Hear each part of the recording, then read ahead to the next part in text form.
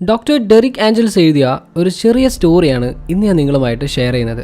കുറച്ച് ദിവസങ്ങൾക്ക് മുമ്പ് ഞാൻ ബോംബെ എയർപോർട്ടിലെത്തി. എന്നിട്ട് അവിടെ നിന്ന് എൻ്റെ സ്ഥലത്ത് എത്താൻ വേണ്ടിയിട്ട് ഒരു ക്യാബ് ബുക്ക് ചെയ്യുകയും ചെയ്തു. ഭയങ്കര ട്രാഫിക്കാണ്, എല്ലാവരും ഭയങ്കര ബിസിയാണ്. അവരെ കൊണ്ട് കഴിയുന്നത്ര സ്പീഡിൽ അവർ നടക്കുന്നുണ്ട്. പോസിബിളായിട്ടുള്ള എല്ലാ ഡയറക്ഷനിലും ആളുകൾ നടക്കുന്നുണ്ട്. അപ്പം ഞാൻ ഈ കാഴ്ചയൊക്കെ കണ്ട് ഇങ്ങനെ എൻജോയ് ചെയ്ത് പോവുമായിരുന്നു. അതിനിടയ്ക്ക് ഞങ്ങൾ വളരെ തിരക്കേറിയ ഒരു ഇൻ്റർസെക്ഷനിലെത്തി.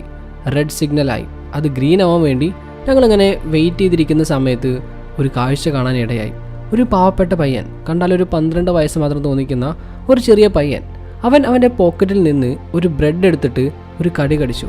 രണ്ടാമത്തെ കടി കടിക്കാൻ നിൽക്കുമ്പോഴേക്കും ഒരു പട്ടി അവൻ്റെ അടുത്ത് വന്ന് അവന് നോക്കി വാലാട്ടിയിരുന്നു. അവനൊരു മടിയുമില്ലാതെ ആ റോഡിലിരുന്ന് അവൻ്റെ കയ്യിലുള്ള ബ്രെഡ് പട്ടിക്ക് കഴിക്കാനായിട്ട് ഇട്ടുകൊടുത്തു. പട്ടി അത് മണത്ത് നോക്കിയതിന് ശേഷം അത് കഴിക്കാതെ അവിടെ തന്നെ ഇട്ടുപോയി. ആ പയ്യൻ ആ പട്ടി പോയി എന്ന് ഉറപ്പുവരുത്തിയതിന് ശേഷം ആ ബ്രെഡ് എടുത്ത് തുടച്ച് അത് കഴിച്ചു. എനിക്കത് കണ്ടപ്പോൾ ഭയങ്കര വിഷമായി. എനിക്ക് അവിടെ ഇറങ്ങി ആ പയ്യൻ്റെ അടുത്ത് പോകണം എന്നുണ്ടായിരുന്നു. പക്ഷെ അപ്പോഴേക്കും ഗ്രീൻ സിഗ്നലായി വണ്ടി എടുത്തു. ഞാൻ ആ പയ്യനെക്കുറിച്ച് ചിന്തിച്ചുകൊണ്ടേയിരുന്നു. പിന്നീട് ഉച്ചഭക്ഷണം കഴിക്കുന്ന സമയത്ത് ഞാനിങ്ങനെ ആലോചിച്ചു, എനിക്ക് അവൻ്റെ അടുത്ത് പോകണം എന്നുണ്ടായിരുന്നു, പക്ഷെ ഞാൻ പോയില്ല.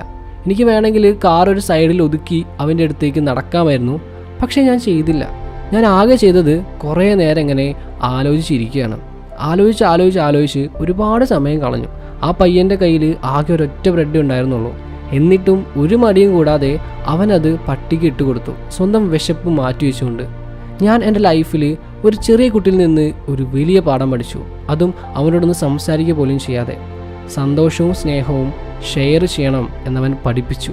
ഈ അജ്ഞാതനായ കുട്ടി മാസ്റ്ററിൻ്റെ അടുത്ത് നിന്നും ഇത്രയും നല്ലൊരു ലെസൺ പഠിച്ചതിൽ എനിക്കൊരുപാട് സന്തോഷമുണ്ട്. And it is my duty to share this with you. Thank you for your time. Have a nice day.